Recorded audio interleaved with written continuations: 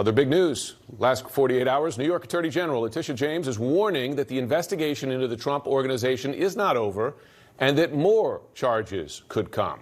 Yesterday, Manhattan prosecutors charged the former president's business and its chief financial officer, Alan Weisselberg, with operating a 15-year, quote, scheme to defraud the U.S. government. According to the indictment, the scheme allegedly involved other unnamed executives, the former president not personally charged. Joining me now, Renato Mariotti is a former federal prosecutor, also host of the On Topic podcast. Renato, always good to have you on. I've been reading with interest your review as you were reading the indictment yesterday. Big picture here, you've been through it. How strong is the DA's case? It's very strong. It's stronger than I think even we had anticipated. When you read through the indictment, really what strikes me are a few things. First of all, Weisselberg is right in the thick of this. It's something where Weisselberg essentially is getting paid off the books, and his salary, his on-the-book salary, was reduced by the exact same amount that he was getting paid off the books, which tells you that both sides thought that that was income. And then he was literally the guy signing the checks to pay for example, a swanky apartment off the books that they weren't paying taxes on. Definitely, I think, a strong case, and a case that jurors would not like if he ended up going to trial, because a wealthy person not paying his fair share, I think, often doesn't go well with jurors. Let's highlight those numbers for a moment, because very quickly you had some people say, hey, this is just how business is done, no big deal. But let's put them up on screen. The amount of taxes that were evaded, allegedly, more than $500,000. That's just the federal taxes, about $250,000 more in state and local taxes. That's a lot of money.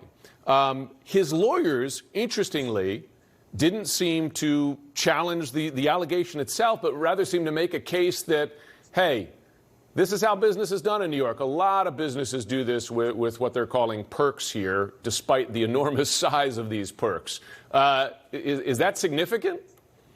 Yeah, I have to say I have issued a lot of statements on behalf of clients ever since I left the U.S. Attorney's Office. I've never had a statement that didn't deny the allegations. It's really something that they don't deny what happened here.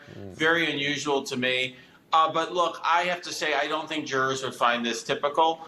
This is a guy who's getting a Mercedes-Benz for him and his wife, private schooling for his kids, a swanky apartment. All of this paid for off the books. Very, very difficult to justify. Yeah, that's the thing. I think when folks at home, or myself included, think of perks, you think of, well, a company car. I mean, this was, well, it was a company car, a Mercedes, but tens of thousands of dollars in private school tuition in New York, a rent-free apartment in New York. These are no small things. The indictment states that other employees of Trump Organization benefited from what prosecutors are calling this scheme here. Does that signal to you that other individuals may face charges? And who? Well, it certainly suggests to me that other individuals are under investigation. I don't know whether they have enough to charge them now. They've clearly made a decision they want to focus on Weisselberg.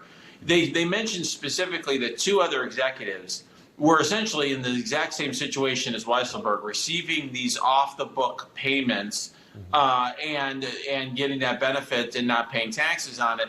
The question is, of course, their knowledge level. Weisselberg was signing the checks to pay for his own apartment. The question is, what can they prove regarding the knowledge of those employees? Then, of course, it said that there was other executives in the Trump administration who were participating in the scheme, carrying it forward. It's possible some of them could be charged in the future as well. And it really, I think, depends on what Mr. Weisselberg decides to do and if there's any other evidence or flippers that come forward. Now, Trump Organization, of course, relatively small in terms of staff. It's a family-run business. President Trump himself, highly involved in that business. Is it possible that he could come individually under scrutiny here as well, or would that require Weisselberg to cooperate? It's possible, but it would require, I think, someone to cooperate unless and I don't think this is the case with him, unless he tends to write very explicit emails. Typically, in a tax case, you have a very high burden to prove that the person really knew that they were in on some tax scheme, knew what they were doing was illegal. And unless there's some sort of smoking gun email or the testimony of an insider, I don't see that happening. And we know, based on his practices, that Donald Trump deliberately avoided things like email communications.